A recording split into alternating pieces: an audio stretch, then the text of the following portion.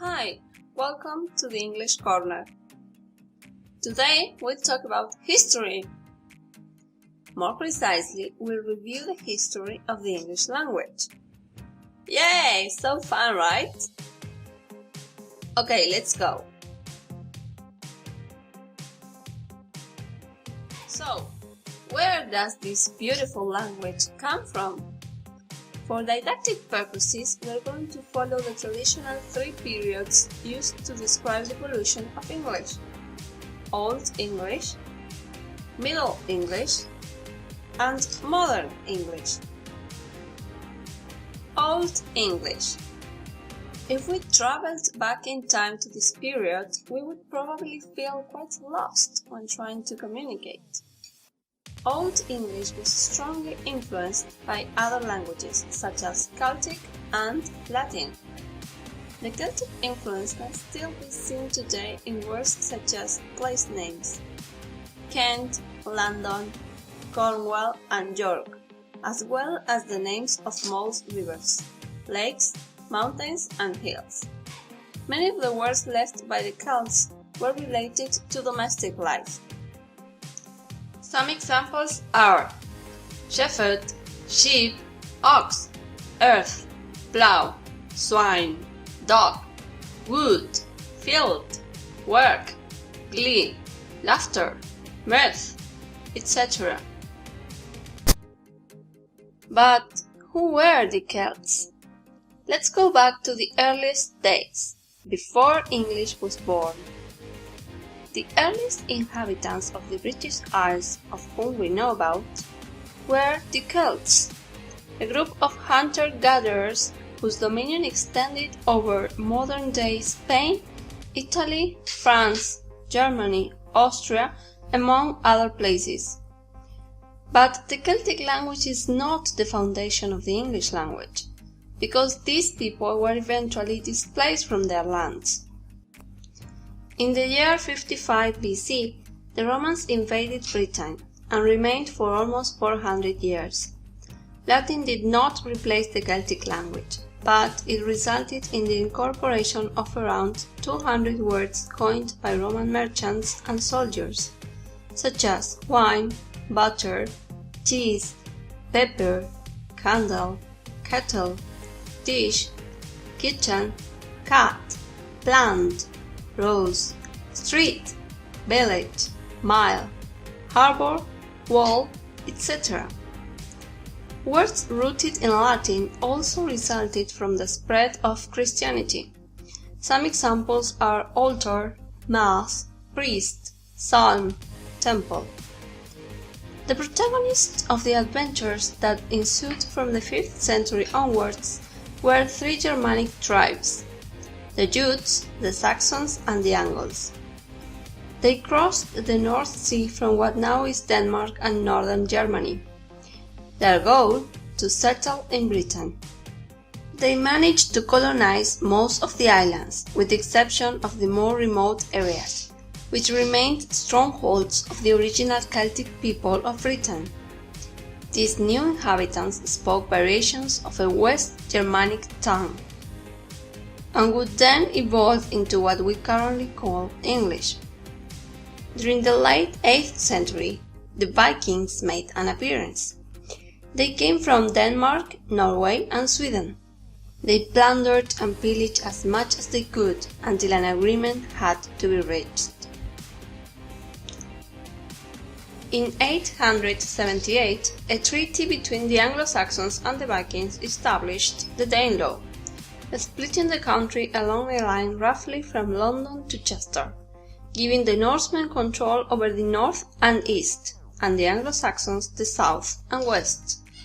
Although the Danelaw lasted less than a century, its influence can be seen today in the number of place names of Norse origin in northern England, over 1,500, including many place names ending in by, gate, stoke, Kirk, Thorpe, Thwaite, Thoft, and other suffixes, as well as the son ending on family names, e.g. Johnson, Harrison, Gibson, Stevenson, etc.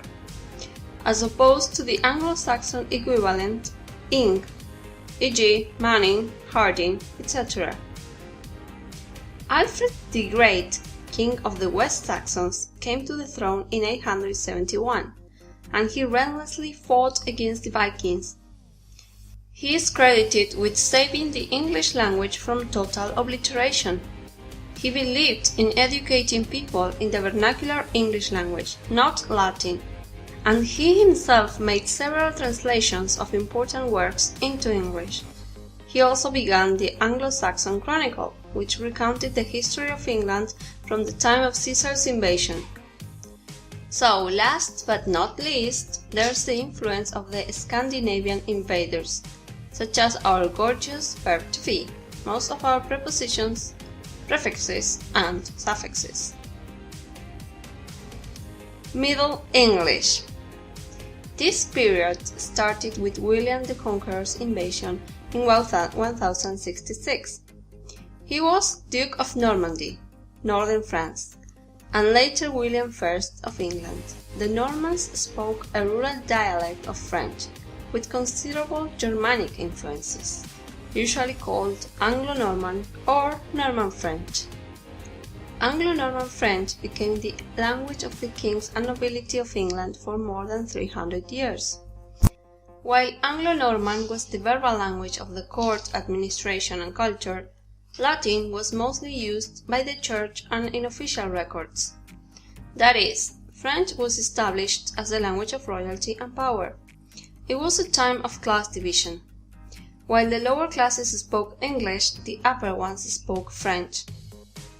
Over 10,000 Norman words still remain today, including a huge number of abstract nouns ending in the suffixes h, ans, ens, ant, end, ment, ity, and shun, or starting with the prefixes con, di, ex, trans, and pri.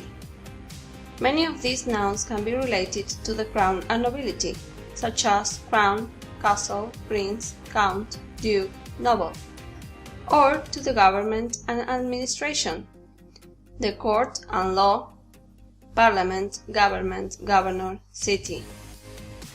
War, such as army, armor, archer, battle, soldier, guard, courage, peace, enemy, destroy.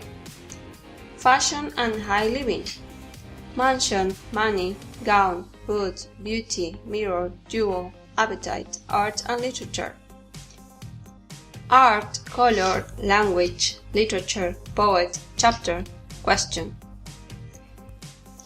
Curiously though, the Anglo-Saxon words king, queen, earl, knight, and lady persisted. While humble trades retained the Anglo-Saxon names, such as baker, miller, shoemaker, the more skilled trades adopted French names, such as mason, painter, tailor, merchant. While the animals in the field generally kept their English names, sheep, cow, ox, calf, swine, deer, once cooked and served, their names often became French: beef, mutton, pork, bacon, veal, venison. During these Norman-ruled times, English became solely a spoken language, the third language in its own country after French and Latin. It was mainly spoken by the uneducated peasantry, and many of the grammatical complexities and inflections of Old English gradually disappeared. By the 14th century, noun genders had almost completely disappeared.